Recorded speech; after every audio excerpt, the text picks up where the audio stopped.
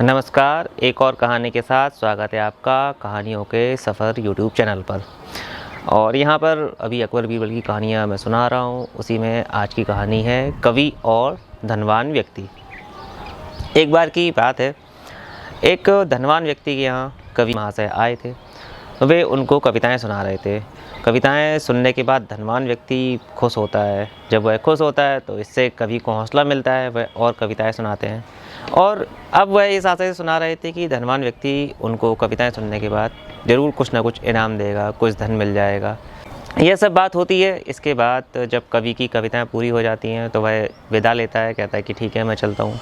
धनवान व्यक्ति कहता है कि तुमने मुझे कविताएं सुनाई हैं और मुझे उनको सुन के बहुत प्रसन्नता हुई है, तो आप एक काम कीजिएगा, आप कल आइएगा, मैं आपको खुश कर दूँगा।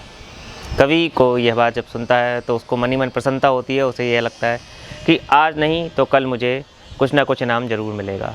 अब वह ऐसी ही कल्पना करके अपने घर जाते हैं, भोजन करते हैं रात का और उसके बाद सो जाते हैं।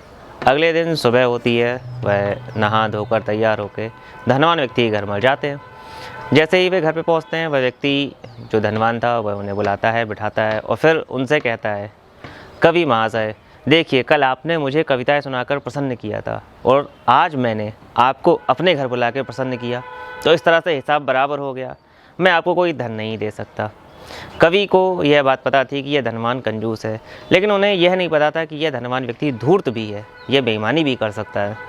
अब कवि के पास कुछ कहने के लिए था नहीं, तो वह अपने घर वापस आ जाते हैं। जब वह घर आते हैं, शाम को अपने एक और मित्र से मिलते हैं। उस मित्र को वह सारी बात बताते हैं, कैसे एक धनवान व्यक्ति को उन्होंने कविताएं सुनाई। वह खुश भी हुआ, लेकिन उन्होंने कुछ दिया नहीं, और जबकि अगले दिन उन्हें वापस बुलाकर बेइज्जत भी किया। तो यह सुनकर उसके मित्र कहते हैं, कोई बात नहीं मित्र, इसका भी उपाय ढूंढते हैं। वह बीरबल के पास जाते हैं, क्योंकि बीरबल भी उनके मित्र थे। बीरबल को यह पूरी कहानी बताते हैं। बीरबल कहते हैं, ठीक है, आप उस धनवान व्यक्ति से मित्रता कर लीजिए, इसके बाद जो भी उपाय होगा वो मैं कर दूंगा। बीरबल के कहे के मुताबिक उस धनवान व्यक्ति से कवि का मित्र मित्रता करता है और एक निश्चित समय पर भोज का आयोजन करता है। वह धनवान व्यक्ति को भोजन पर बुलाता है और साथ ही साथ बीरबल, उसके कवि मित्र को और अन्य लोगों को भी वह भोज पर बुलाता है और कहता है कि आज एक निश्चित दिन पर भोजन आप हमारे यहाँ पर कीजिएगा। धनवान व्यक्ति सहर्ष उसे स्वीकार करता है और उसके घर निश्चित समय पर पहुँच जाता है। जब ये सब पहुँच जाते हैं, घर पर सभी लोगों का समूह एकत्रित हो गया था। ये लोग आपस में बातें कर रहे थे। धनवान कुछ देर तो बैठता है, इसके पश्चात उसे धीरे धीरे भूख लगने लगती है। ऐसे में वह थोड़ा सा चिड़चिड़ापन दिखाता है, लेकिन अब कह तो सकता नहीं था क्योंकि सभी लोग बातें कर रहे थे। थोड़ा सा समय और भी गुजरता है, अब उसको गुस्सा आ जाता है। वह व्यक्ति धनवान जो था वह गुस्से में कहता है कि भोजन कहाँ है, आपने तो भोजन के लिए ही बुलाया था। इस पर बीरबल तपाक से बोलते हैं, भोजन? हमने तो ऐसा नहीं कहा था। तो धनवान गुस्सा होकर अपने उस मित्र से कहता है कि क्या तुमने कहा नहीं था कि मैं भोजन पर बुला रहा हूँ? तो बीरबल कहते हैं, नहीं, कहा तो उसने सही था कि मैं भोजन पर बुला रहा हूँ, लेकिन हमने ये नहीं कहा था कि हम भोजन खिलाएंगे। हमने केवल इतना कहा था कि हम आपको भोजन पर बुला रहे हैं, इससे आप खुश हो गए, और देखा जाए तो इसमें कुछ भी गलत नहीं है। धनवान बोलता है, नहीं, ऐसा तो नहीं होता कि किसी को आप बुलाएं और उसके साथ ऐसा व्यवहार करें। तब बीरबल कहते हैं कि अगर आपके साथ ऐसा व्यवहार किया जा रहा है तो आपके साथ ये व्यवहार ख़राब नहीं है, क्योंकि आपने भी कवि को अपने घर बुलाकर उसे कोई इनाम नहीं दिया था। इसको सुनते ही धनवान को अपनी वह बात याद आ जाती है जो उसने कवि के साथ की थी, और उस सभा में कवि भी मौजूद था।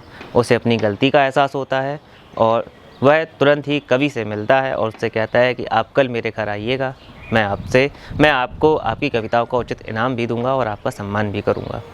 और इस प्रकार से इसके बाद भोजन लगाया जाता है। वह भोजन करते हैं। अगले दिन कवि उस धनी व्यक्ति के पास, धनवान के पास जाता है। धनवान उसको आदरपूर्वक बैठाता है और उसको उसका इनाम देता है और उससे माफ़ी भी मांगता है। तो इस तरह से बीरबल की चतुराई से उस कवि को अपना जो इनाम था वह मिल जाता है और धनवान को अपने किए की एक तरह से सज़ा अपमानित होकर मिल जाती है। तो यह कहानी तो यहीं तक। अगर आपको कहानी पसंद आई हो तो इस वीडियो को लाइक कीजिएगा, और यदि आपके मन में कोई बात हो तो आप हमें कमेंट कर भी बता सकते हैं। धन्यवाद।